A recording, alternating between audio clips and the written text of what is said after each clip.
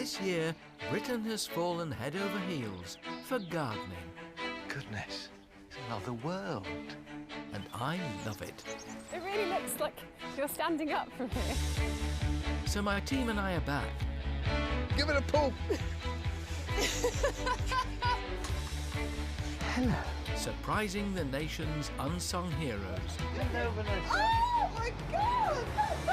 And with new ideas, Isn't that gorgeous? top tips and tricks, He was good enough for the ancient Egyptians. They built pyramids doing this. we're transforming their tired plots Oh, crikey. into breathtaking gardens they'll love. How did this happen? Welcome to Love Your Garden.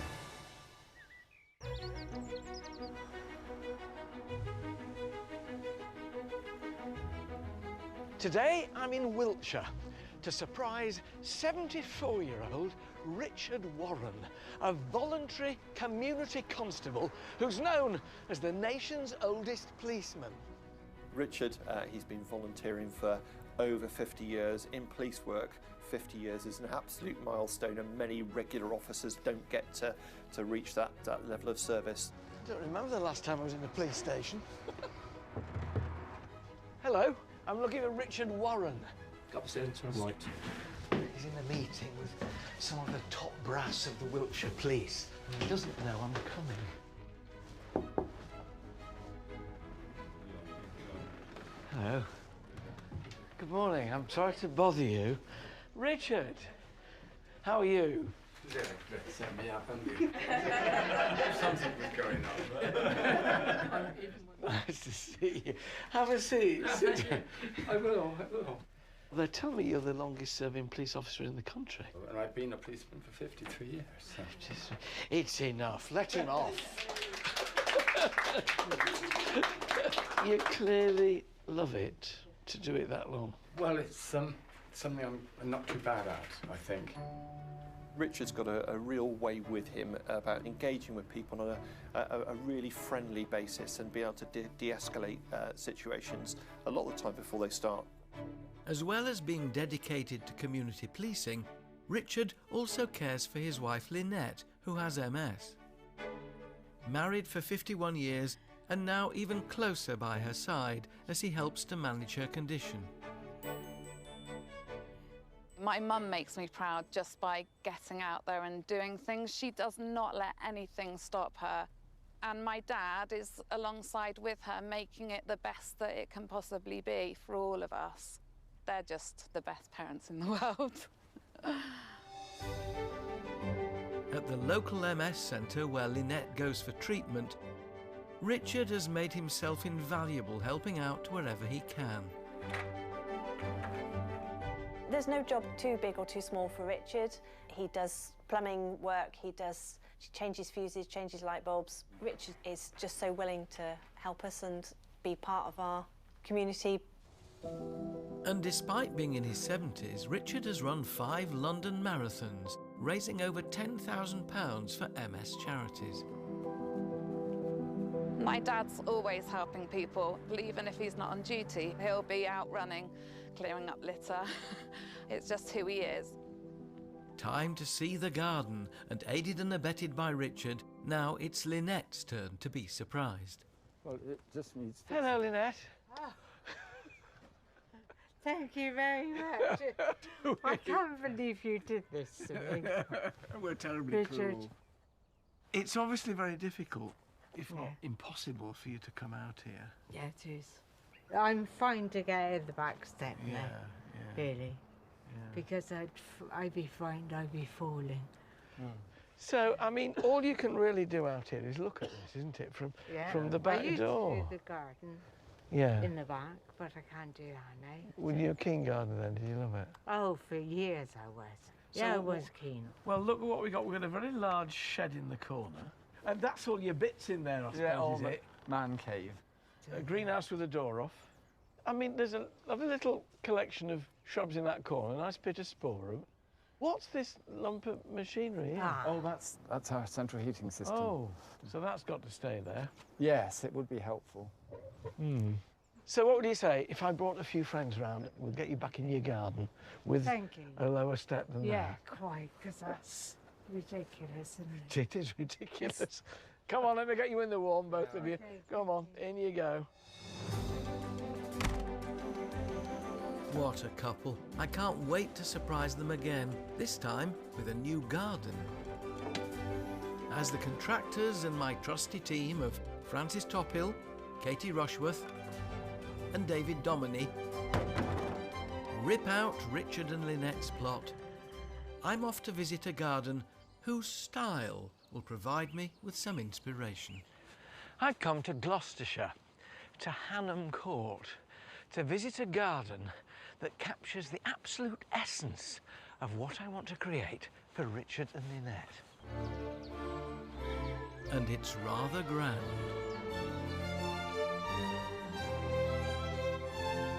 These extraordinary grounds were created by former owners Julian and Isabel Bannerman. Oh, that's splendid, isn't it? They've experimented with the elements of a traditional formal English garden, taking them to new heights. What strikes you straight away is the symmetry. Clean lines of an avenue, flanked by clipped columns of yew. It's all about angles, views and vistas. Through centuries of garden design, these over-the-top elements have filtered down to become the more user-friendly formal style in regular-sized gardens. Just list the ingredients: clipped hedges, evergreens, finely mown lawns, containers planted up with bedding. You've just listed everything that's in a small suburban back garden. And grouped together in this clever way, I can make them the ingredients of a traditional garden for Richard and Lynette. Formal borders flanked with box, their structure softened by euphorbia and magnolia. And these columns here, the obelisks with climbing roses, beautifully trained. And elegant hedge-lined pathways tempt you at every turn. But getting these ingredients just right is a skillful balancing act. A bench, symmetrically placed, that's comfortable, sturdy, durable, and with a fine view. What could be nicer? I now need to downsize all this grand tradition for Richard and Lynette's 22-metre by 10-metre Chippenham plot. So working with this shape, because it's not actually symmetrical. So to do a garden in here which is symmetrical, we've got to be a bit cheeky and a bit crafty. What I think we'll do is put a summer house at one side, and that will then look right across the garden to its own focal point at the other end, which will make a pergola, a dining area. At the heart of the space to join the two areas, I'll put an oval lawn surrounded by a path. The new summer house and the pergola dining area mirroring each other to create the symmetry and clean lines I'm after. Frances, well, she's going to have her work cut out because I rather want her to tackle the pergola and dining area there and the veg patch to one side, but also the lawn in the middle. It's got to be that perfect oval. Katie can tackle the summer house and the planting all the way around it. At her end of the oval lawn, Katie can put in a formal pond planted with little water lilies. Grand tradition in miniature. David, our hard landscape king, can tackle this whole terrace area. Not only has he got to do a ramp down there for Lynette, he has to mask a very ugly heat pump which is mounted on the wall of the house. We can't get rid of it, it's vital for the central heating. I'm going to tackle that whole area right at the back of the garden. I want to create a big, wide border, and I'll put a bench in the middle as a focal point looking back across the garden to the terrace in front of the house. On each side, picking up from the topiary I've seen, I'll plant formal clipped evergreens. There's a big pittosporum in a corner, an evergreen shrub. I want to tackle that with a pair of shears rather than just pulling it out. It might work, it might not. Wish me luck.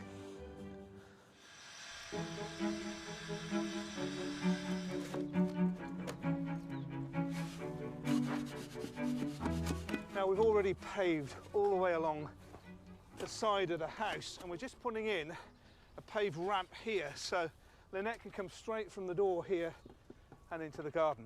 The problem we've got, of course, is we can't move that. That's something that's integral to the heating of the house, and I've got to come up with an idea and how we hide that. In keeping with our traditional formal English garden, Francis is creating a tricky oval lawn. Right, back to school. Please no. Fortunately, Danny's got a foolproof method. Okay, so first things first is to measure the length of what will be the lawn. 4.25, and now the width. This way? Once they've established the dimensions of the lawn... Now in the bottom point of the width of the oval, you stick a pin. A rope is wrapped round from the middle edge to the top and bottom points. Nice and tightly. So we have a triangle. But we'll take this pin away and then we can start drawing. So the pencil now takes up the slack and away I go. Now she just needs a steady hand or we'll end up with a wonky lawn. This is terrifying. It's just making sure the rope stays completely taut the whole time. Look at that. Brilliant. It's working!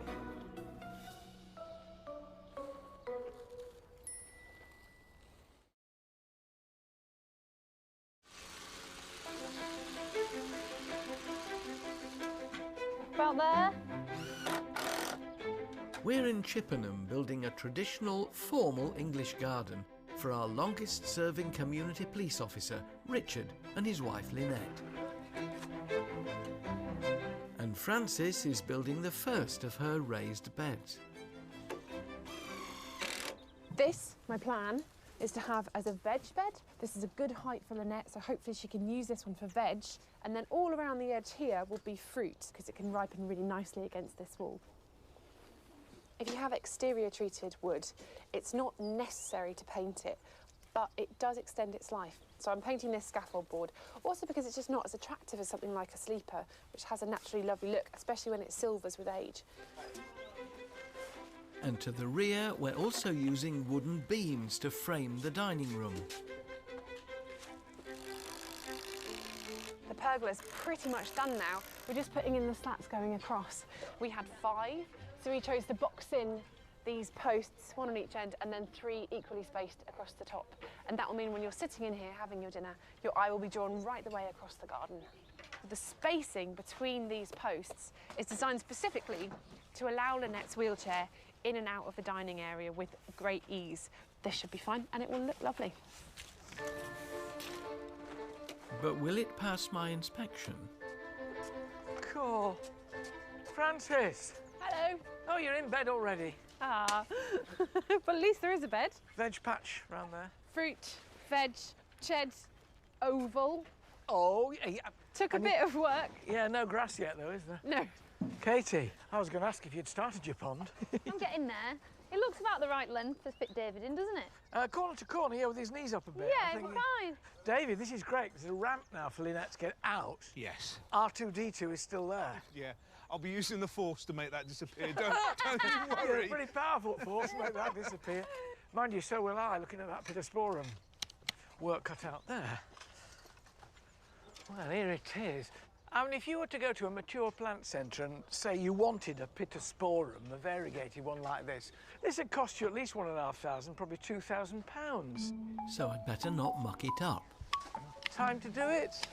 Generally around about April, May, when it's just about bursting into growth. But by about September with something like this, I'd stop so that all the cut surfaces can dry out and heal just before the winter.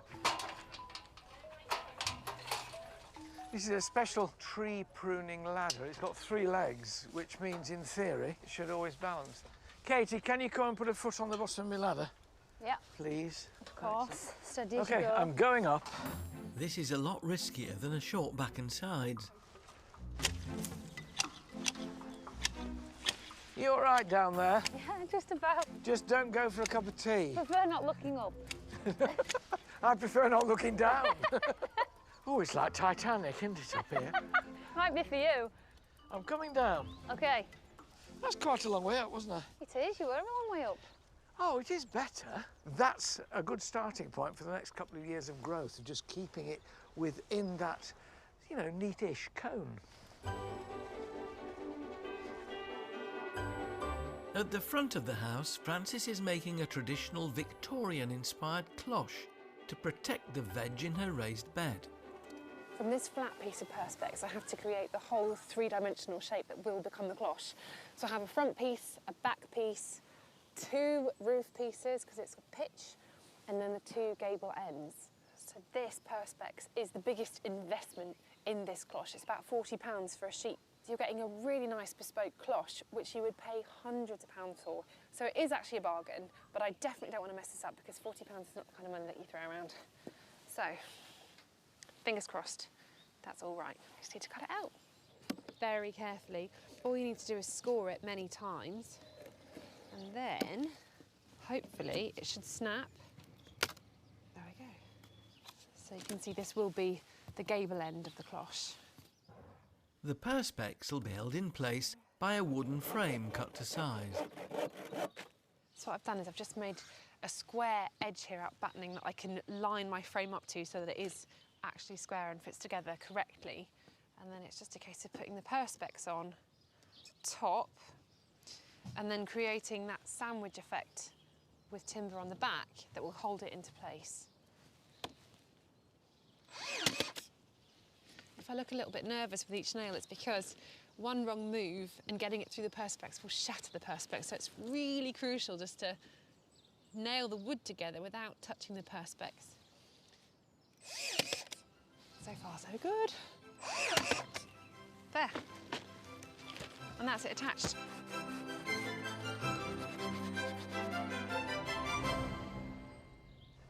Oh, it's the exciting bit now.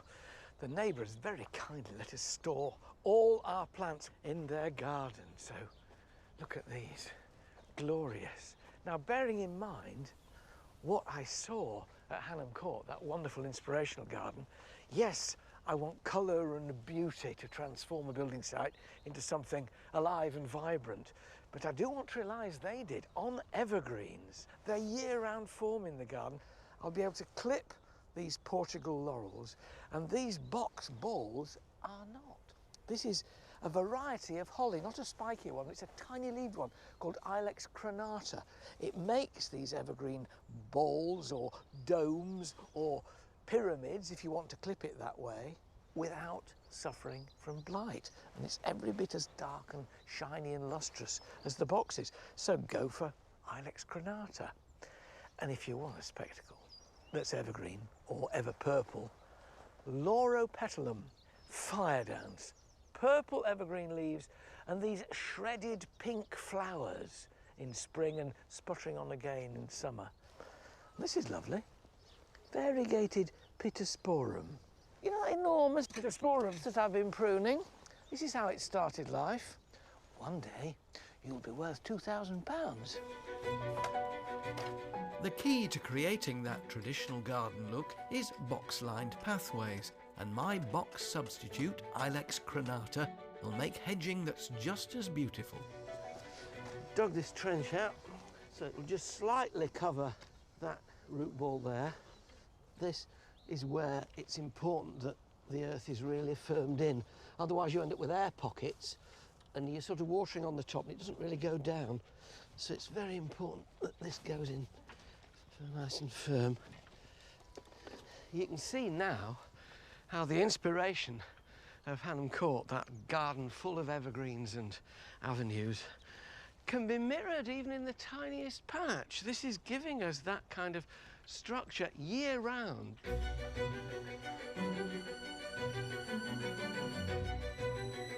So this run of Ilex crenata that's gone along here, our box replacement, has taken 12 troughs at £60 a trough, so there's about 750 quid's worth of hedging here, and you're going, but you can buy these as little plants for about £3 a piece, and within 4 or 5 years, they will have grown to something like this.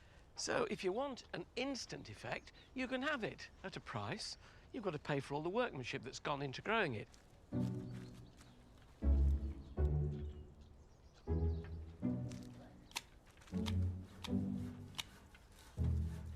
I'm reducing the hedge a little bit just so it gives it a crisp top, and also it's a little bit too high at the moment to see what's going on the other side of it. You can trim these hedges any time during the growing season, but the last trim, round about September, when they've stopped growing, they'll then stay crisp and clean throughout the winter.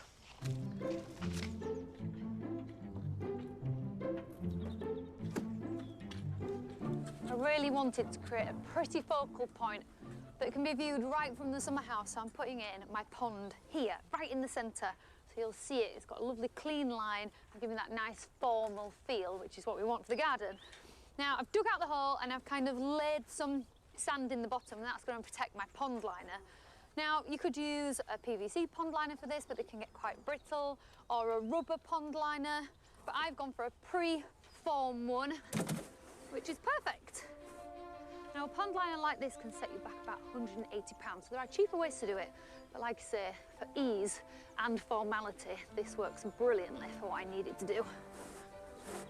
With the pond liner in position, it's filled to secure it in place, and edging stones will create a nice clean finish.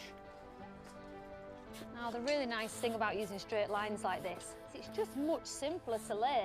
It's also more cost effective, you don't have to make any cuts, and it's kind of easier to create a formal looking water feature than it is a naturalistic one.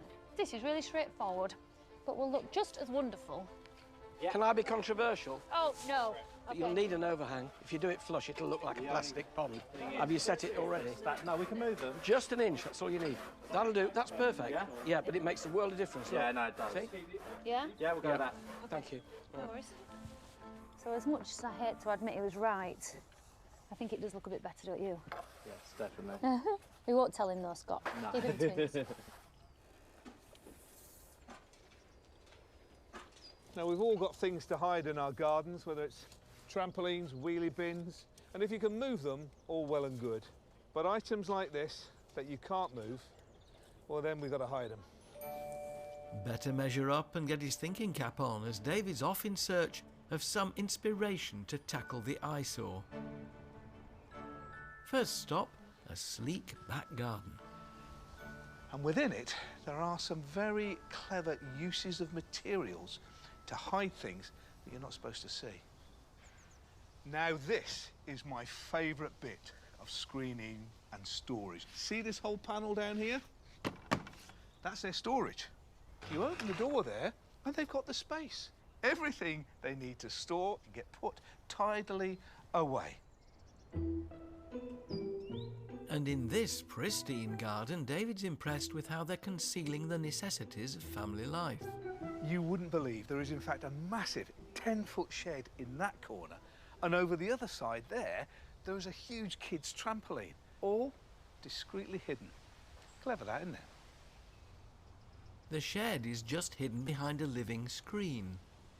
Now, Portuguese laurel is a really good hedge, and the sheer volume of branches, you would never know there is a massive shed on the other side. And the kids' trampoline is practically out of sight beyond a screen of bay and slatted panels. And you can see right through here, which is great, because if you're in the house, you may want to see the kids are there. You can spot them bouncing up and down. And I think that works quite well. But here's another clever thing. The whole trampoline is sunk into the ground, so you can't see the ugly legs or the height. And it's that combination of the slatted fencing, the evergreen shrubs, and the sunken trampoline that all comes together to make it disappear. Your turn next, David.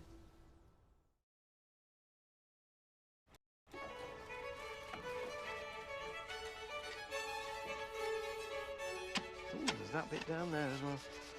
We're in Chippenham, scaling down the elements of a traditional formal English garden to fit into this little suburban plot.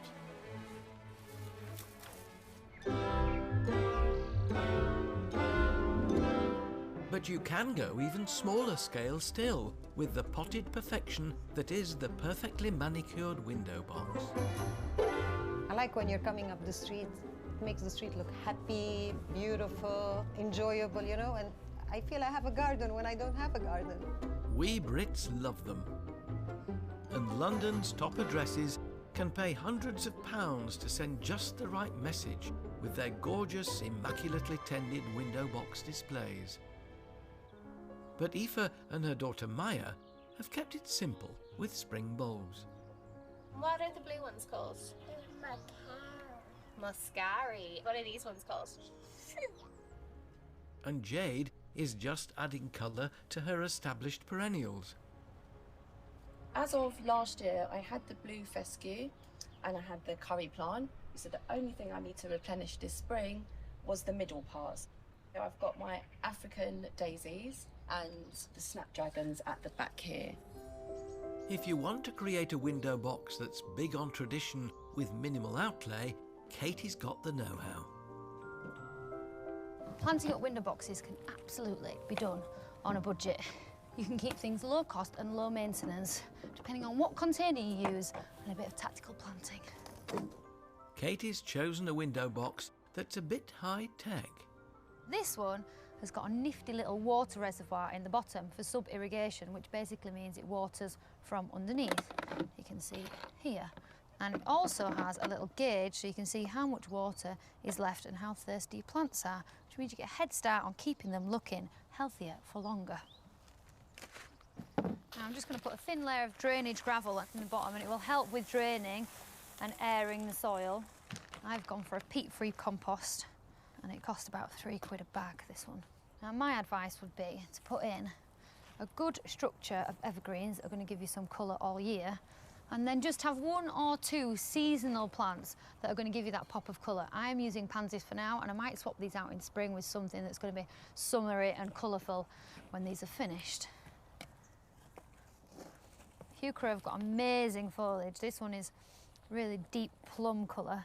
And then I'm going to fill the rest of the space with some pansies. And these will flower for, a good 6 months. I really like using ivy in troughs. It adds a lovely kind of trailing quality that just softens the edges. Katie's window boxes just need to take pride of place. And there we are. I think they look so good. They are long flowering, great value for money, low maintenance, and well, they look pretty fantastic, even if I do say so myself.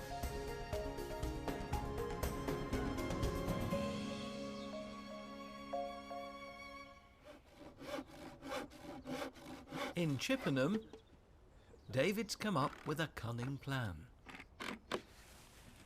Now, to hide that massive heater, I've got to create something quite big.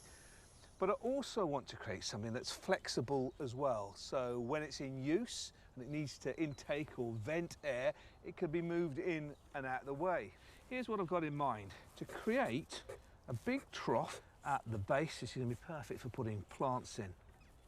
Now I'm just attaching some caster wheels onto the bottom of the container here, which means it'll be totally flexible, can move it around anywhere.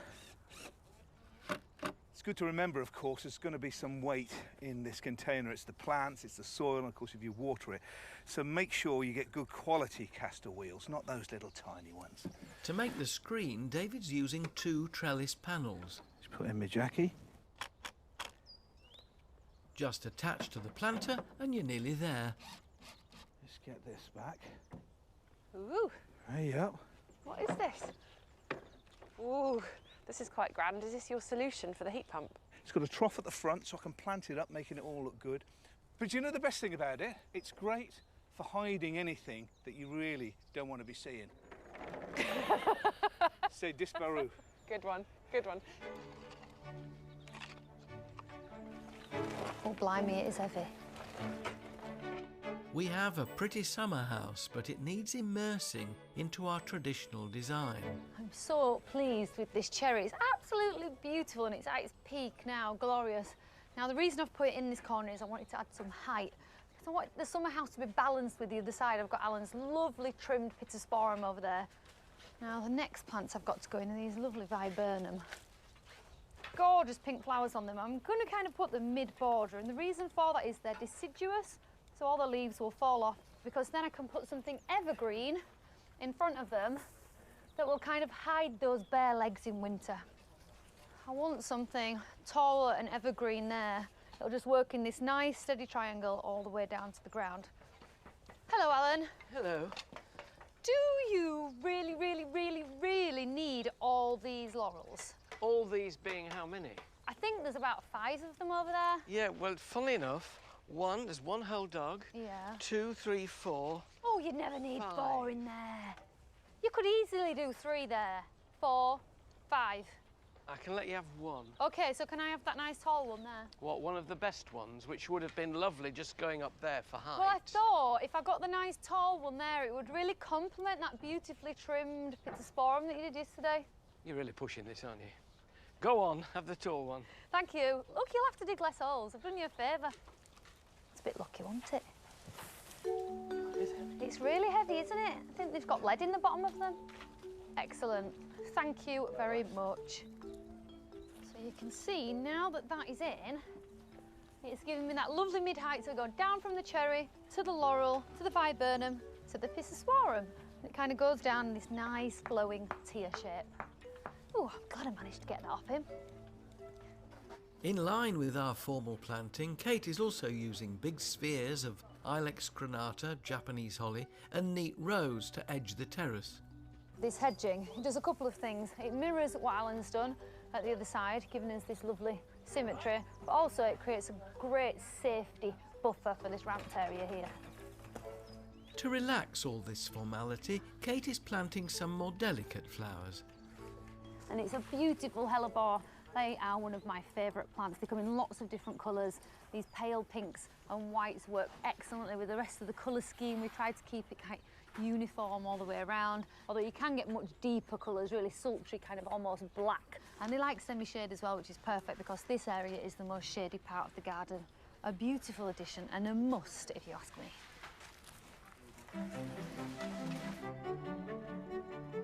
Now the shrubs are coming in for my borders. Might I please have a large box ball? Right, let's try that. I think the magnolia then could go further back there. OK. Come out Here? from the fence a little bit. Now, is this facing the right way? No, not yet, but just plonk it down about there. Now give us a twist, anti-clockwise. I think it's probably about there. Whoa. Lovely. A little bit to your left, to my left, you're right. Keep going. Whoa. David, if we have another large Japanese holly ball in that bed there, it will then match up. Camellias, wonderful evergreen shrubs. This one's been trained on a frame and I'm going to use it to fill that gap behind the seat. They don't like chalky or limestone earth. They go yellow if they're grown on chalk. So good acid to neutral soil. And the flowers, be very careful that they don't get too much early morning sun, which can brown them in cold weather. They're a bit frost sensitive. If you get them in a sheltered spot, oh, they're gorgeous.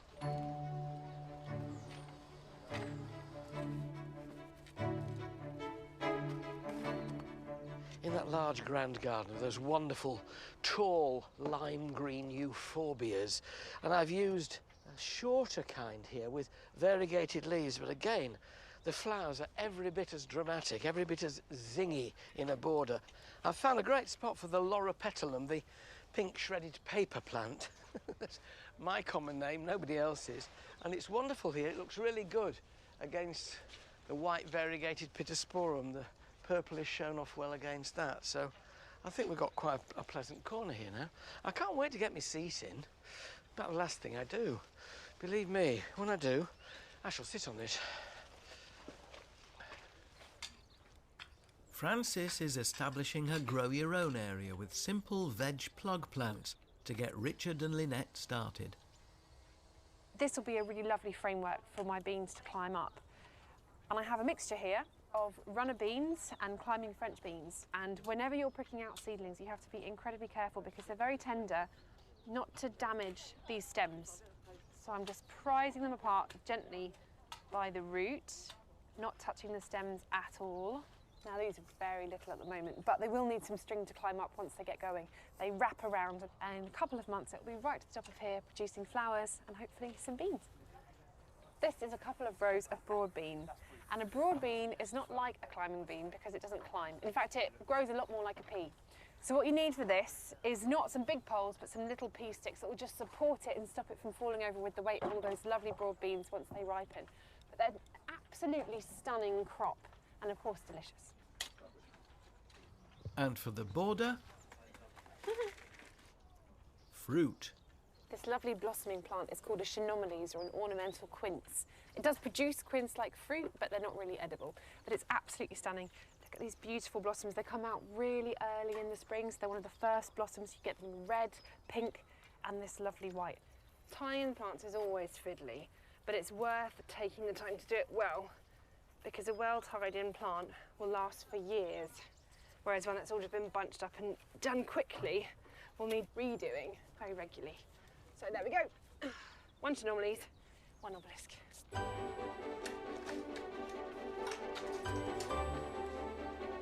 Obelisks are a traditional formal garden staple that are really useful for training plants and adding structure. Now, from some old timbers that we had out the front, I've knocked up a couple of these obelisks. David, very nice obelisks. Anyway, Chewbacca, when is R2-D2 going to disappear? All right, don't do a Wookiee. I've been working my guts out there on something. When it's brought in here, you'll be amazed, and you won't see that either. Today? Yeah, in a bit, as soon as I've painted me... Obelisk is the word you were looking for? Yes. Balls on the top.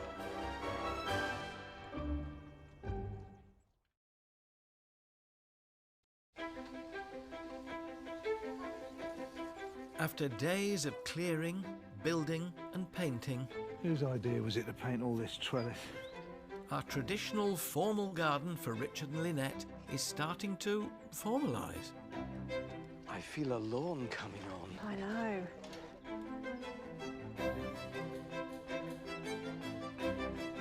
The garden is starting to look pretty marvellous, but my pond not quite so much, so there's a bit of work to do. So I've got some pond plants to go in here to kind of soften it and make it look really pretty like everywhere else.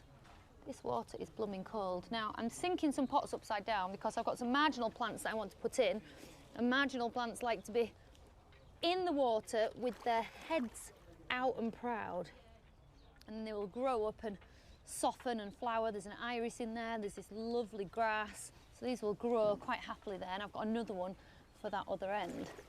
There we go, and that one's in, and it's got a lovely lobelia in it. This red leaf plant gets these scarlet red flowers on it. Really, really striking, it really draw the eye. No English country garden would be the same if it didn't have a water lily in it. And I've got 3 here.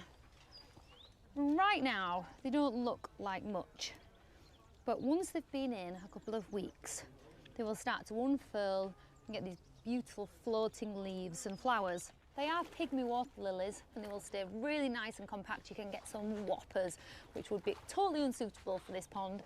And just these 2 will almost cover the surface of this, so I'm happy with those. In a couple of weeks, it will be transformed to a beautiful green surface and lovely flowers. Once spruced up, this herringbone hard standing should be the perfect fit for my bench. We're going right to the back? Yep. Oh, it's a lovely bench. There's just one important thing I need to do now. Sit on it. This is the perfect design of bench for a traditional English garden, designed by an English architect, Sir Edwin Lutyens, way back at the beginning of the last century. The lines are absolutely glorious. It suits a traditional garden down to the ground, and there's only one thing I need to do to show you that how perfect it is, and that is to get off it so you can have a proper look at it. Now the moment I've been waiting for. Nurse, the screens. David's big cover-up. Where's that fan gone now, then? You see, that's clever, because I thought, well, if he builds something big around it, what are they going to do when they need to get to it to repair it? Yeah. And you sorted it. So you can just wheel it out the way, or if there's another part of the garden that they want to screen off. Amazing. And hopefully the colour links with what you've got behind you and... Brill. The rest. Well done. So it was worth spending 2 days on it, wasn't it, really? A bit of greenery provided by the Japanese holly will tie the screen into our design. So I've got my screen in place. It is both a feature, but plays an important functional part in the garden too, in making the eyesore disappear. He's adding tulips for some instant colour and in pots, planting Pieris, an easy-to-grow, showy spring shrub. This one here is called Prelude. The new foliage comes out bronze because it's quite a dwarf variety, this one. It'll grow really well in containers. I'm potting them up with ericaceous compost because they don't like lime. It's an evergreen too, so it's going to give colour here all year round. Oh, I didn't know Lynette had a guinea pig. That looks amazing, that does. At last, the end is in sight and we can start adding our finishing touches. There we go, that will keep the lettuces nice and warm. Oh, it's a big one. We've built beautiful gardens before, but never one that's crammed so much grand tradition into such a small plot. Oh, I always struggle with throws. I wanted the team to create an enchanting, accessible space, and they've done me proud. Listen, that's the sound of a traditional English garden. Peaceful, quiet, bird song. Well done. Brilliant, brilliant job. I'm glad I got the bench. Francis, you've had the lion's share today. It felt quite intense, I have to say. Well, look what you've done. It's amazing. David, it took a while. But it's there. But I do love this oval lawn here. I think that really gives a heart. Makes it feel so much bigger. It gives us a curve and it gives us a bit of fluidity. Talking of fluidity... Hey, my pond in my summer house. Very nice. Yeah. Love it. The exciting bit. The scary bit. Just a few days ago, Richard and Lynette's garden was an uninspiring mass of overgrown lawn. An unwelcoming place, without any accessible pathways, meant the garden was out of bounds for Lynette.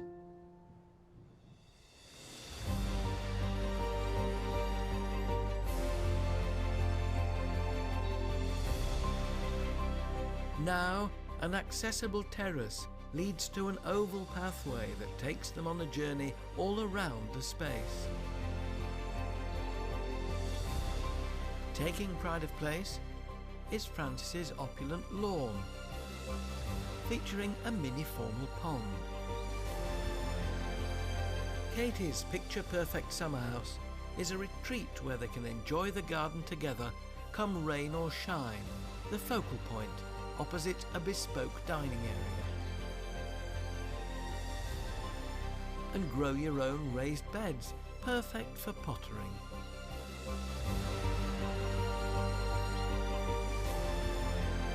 The formal hedge-lined borders frame my Edwin Lutyens bench, a lovely spot to take in the view. For more information on how we built this garden, go to itv.com/Alan. Now an idyllic garden awaits our longest-serving Special Police Constable and his wonderful wife. All right, keep your eyes closed. OK, you can. Open your eyes. Good grief. Blimey. Wow, look at that. Oh, fantastic. That's really good. Come round. There we go. You can sit in there when the weather's not so good, and you can still be out in your garden. There's the seat there. Oh, yes. What's that look? Magnolia. And then down here, you've got your veg patch. A little cloche in the middle to bring your lettuces on early. That's super. Well, I used to do all the gardening until I couldn't. Well, at least you can get into it now, Exactly. And then you've got a sitting area. Gosh. So you can bring me my dinner out here, Richard? You can. Where's the heat pump then? We've been rather crafty with your heat pump. All right. So what we've done is we've put this screen here, so you just don't have to look at it all the time now. There you go. Brilliant. Will it make a difference? Yeah.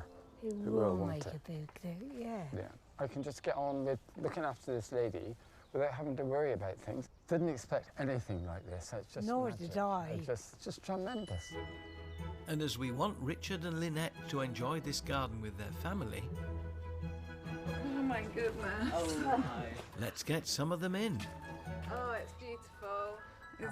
It's just, I can see our summers in here. For a keen gardener like Lynette not to be able to get into her garden, I can't think of anything worse. And Richard, who's spent more than 50 years helping to police the community and look after Lynette, well, this is respite for him as well. Now, they can have their family around and enjoy all the benefits of a traditional English garden. Till the next time, we'll love your garden. Bye-bye.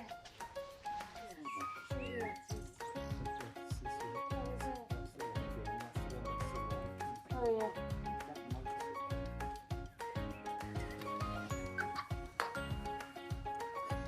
Birthday to Grandma. Happy birthday to you. Hannah's raiding.